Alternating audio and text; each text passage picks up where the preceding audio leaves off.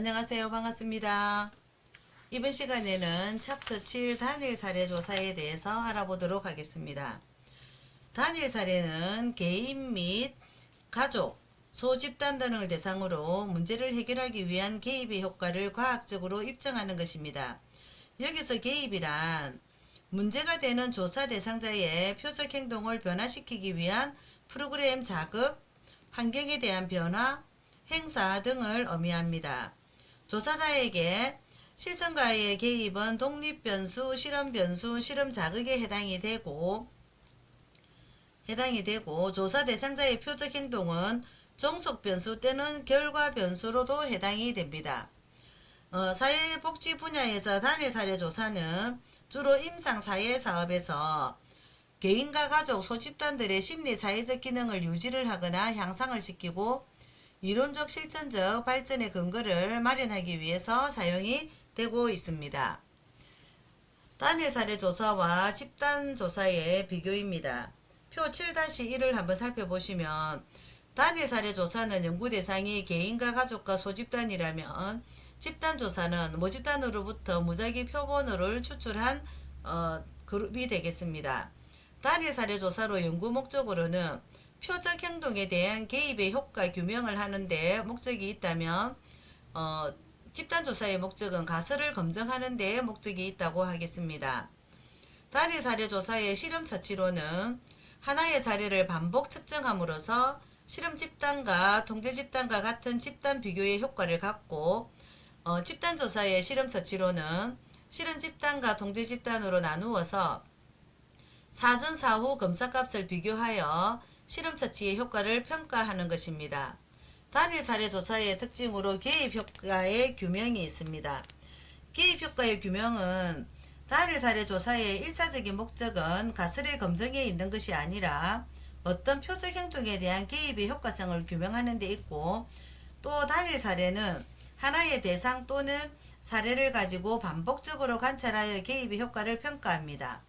조사 대상이 또는 개인 또는 집단은 가족이나 집단이 대상이 될 수는 있지만 이 경우 집단 전체를 하나의 사례로 취급을 하고 집단 구성원들의 정보는 개별적으로 취급되는 것이 아니라 집단 전체의 평균이나 전체 빈도 등으로 요약이 되어 하나의 사례로 취급이 됩니다.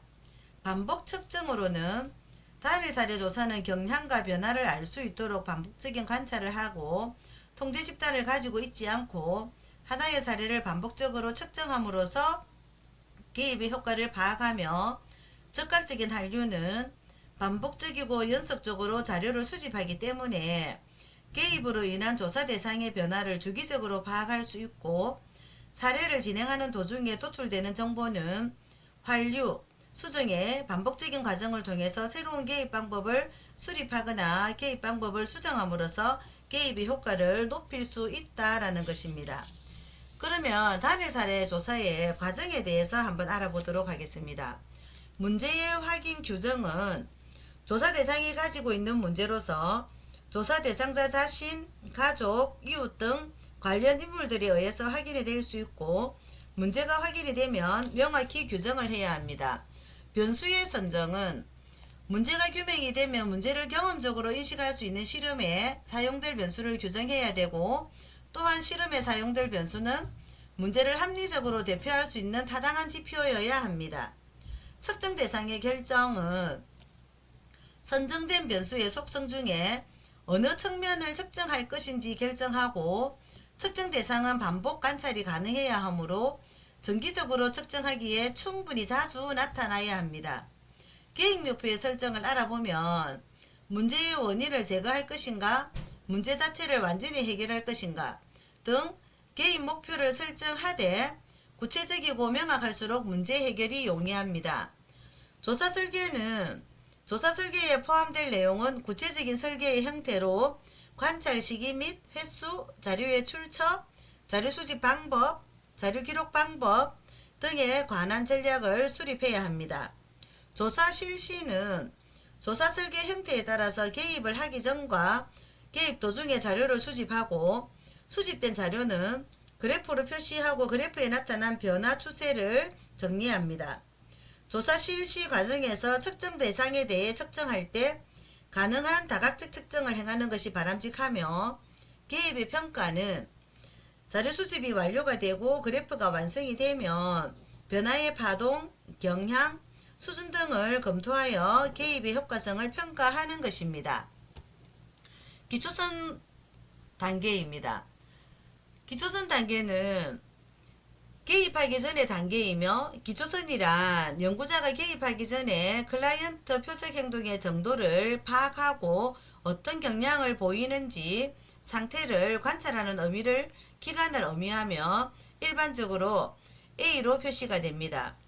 기초선 단계를 설정하는 목적은 개입을 하기 전에 클라이언트의 표적 문제의 정도를 파악을 하고 이러한 문제가 외생 요인에 기인한 것인지 아울러 어떠한 경향을 보이고 있는지를 파악하기 위해서입니다. 단일 조사의 논리는 개입을 시작할 때 클라이언트 환경의 변화와 같은 외생 요인들이 표적 문제 개선의 원인이 되지 않는다는 것을 보여주기 위해서 충분한 반복적인 측정이 필요하다는 것이며 또한 이러한 논리는 성숙이나 통계적인 해기와 같은 외생 요인을 통제하기 위해서 반복적인 측정 과정에서 확인된 경향을 비교해야 하는 것입니다. 그래서 일반적으로 기초선 단계에서는 아래와 같은 내용을 파악하여야 합니다. 충분히 관찰이 이루어졌을 때 단일 사례 조사의 내적 타당도가 향상이 된다. 약 5번에서 10번 정도의 기초선 측정을 계획하는 것이 합리적이며 더 많은 측정점들을 가질 때 안정된 경향을 발견할 수 있습니다. 기초선의 전반적인 경향은 그래프의 시간 순서대로 측정점을 표시하고 측정점을 줄로 연결한 후 전체적인 유형이 명백히 정감 추세, 같은 형태의 반복 등을 관찰하여서 확인하여야 합니다. 기초선의 정감 추세는 표적 문제의 조작적 정의에 따라서 달려 있는데 표적 문제의 조작적인 정의가 바람직하다면 증가는 개선을, 감소는 악화를 나타내고 있습니다. 그림 7-1 기초선 경향의 유형을 한번 살펴봐 주시기 바랍니다.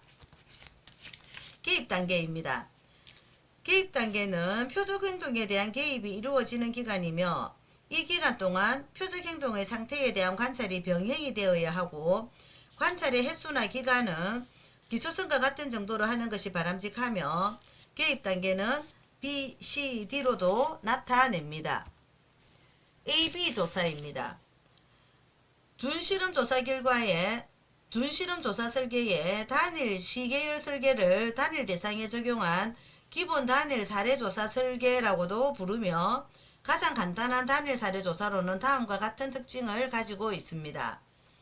하나의 기초선 단계의 A와 개입 단계의 B로 구성이 되고 A 단계에서는 단순히 표적 행동의 빈도 등에 관한 관찰만 이루어집니다. 그러면 B 단계는 표적 행동에 대해서 개입 활동이 이루어지고 변화에 대한 관찰도 이루어집니다. 그래서 AB 조사란 A와 B의 순서로 이루어진 설계 구조의 형태를 말하며 관찰 결과와 관찰점을 연결하여서 그래프 7-2 참조를 표시하고 있습니다. 자, 그래서 AB조사는 최소한 3개 이상의 관찰점 측정점이 필요하며 관찰점 간의 차이가 심하면 보다 많은 관찰점이 필요합니다. 반복적으로 관찰하지만 외생변수에 대한 통제가 없어서 개입이 표적 행동의 변화에 미치는 효과의 신뢰도가 낮습니다. 그림 7-2 AB조사의 사례를 한번 살펴봐 주시기 바랍니다. ABA 조사입니다. ABA 조사는 기초선 단계에 개입을 하고 다시 제2의 기초선 단계를 AB 조사에 개입 이후에 또 하나의 기초선 A를 추가한 방법입니다. 즉 AB 조사에 개입을 일정 기간 실시하고 나서 개입을 중단한 후에 표적 활동을 관찰하는 것으로 다음과 같은 특징을 가지고 있습니다. AB-ABA 조사를 한번 보도록 하겠습니다. AB-ABA 조사는 어떻습니까? AB에 또 하나의 AB 조사를 추가한 것입니다. 즉 외생 변수를 보다 효과적으로 통제하기 위해서 제2 기초선과 제2 개입 단계를 추가하는 것으로서 철회나 반전조사라고도 부르며 다음과 같은 특징을 가지고 있습니다. 기초선 측정 후 일정 기간 동안 개입을 하고 일정 기간 동안 중단한 후에 다시 개입을 하는 것입니다. BAB 조사입니다. BAB 조사는 처음에 기초선 기간을 설정하지 않고 바로 개입 단계로 들어가고 다시 개입을 중단하는 기초선 단계를 가지고 다시 개입을 재개하는 단계를 갖는 방법입니다. 그림 7-5를 한번 살펴봐 주시기 바랍니다. 장점으로는 반복된 개입을 통해서 개입의 효과를 가져올 수 있고 바로 개입 단계에 들어감으로써 조속한 개입에 유용합니다. 단점으로는 외생 요인을 통제하기 어려운 것과 개입의 효과가 지속적인 경우 기초선 단계와 제2 개입에서 표적 행동의 상태가 유사하므로 개입 효과를 평가하기 어렵다라는 것입니다. ABCD 조사입니다. ABCD 조사는 하나의 기초선 자료에 대해서 여러 개의 각기 다른 방법 BCD를 개입하는 방법으로 다중요소 설계라고도 하며 다음과 같은 특징을 가지고 있습니다. 클라이언트에게 도움이 되지 않는 개입을 수정을 하거나 실제로 표적 문제에 변화를 가져오는지 설명하고자 할 때 유용하고 ABCD 설계는 융통성이 있어서 연속적인 단계에서 옳다고 입증된 대로 개입 계획을 변경할 수가 있습니다. 그리고 단점은 이월 효과, 순서 효과, 우연한 사건과 관련된 제한점들이 있습니다. 그림 7-6을 한번 살펴봐 주시기 바랍니다. ABCD 효과에서 이월 효과는 사례 옹호만 하고 효과가 있는 것으로 나타났으므로 이전에 도입한 사회기술 훈련 근로보상은 필요하지 않다고 섣부른 결론을 내리는 것은 위험합니다.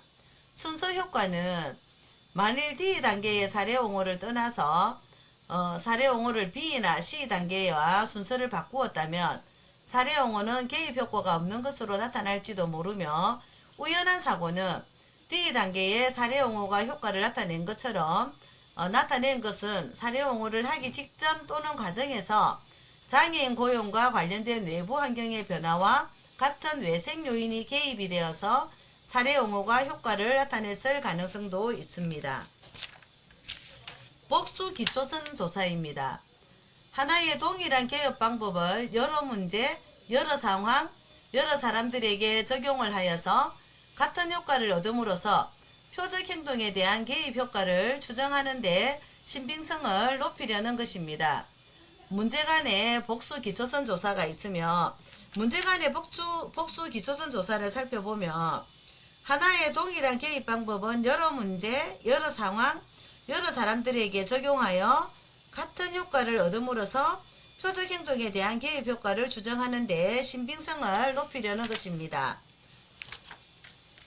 그리고 상황강 복수 기초선 조사는 하나의 특수한 개입 방법이 같은 대상자의 같은 문제를 두 가지 이상의 다른 상황에서 치료하는데도 효과가 있는지를 평가하기 위한 것이며 대상자 간 복수 기초선 조사는 특정 개입 방법이 같은 상황에서 같은 문제를 가진 2명 이상의 다른 대상자에게 적용될 때 개입 방법의 효과를 평가하는 방법입니다.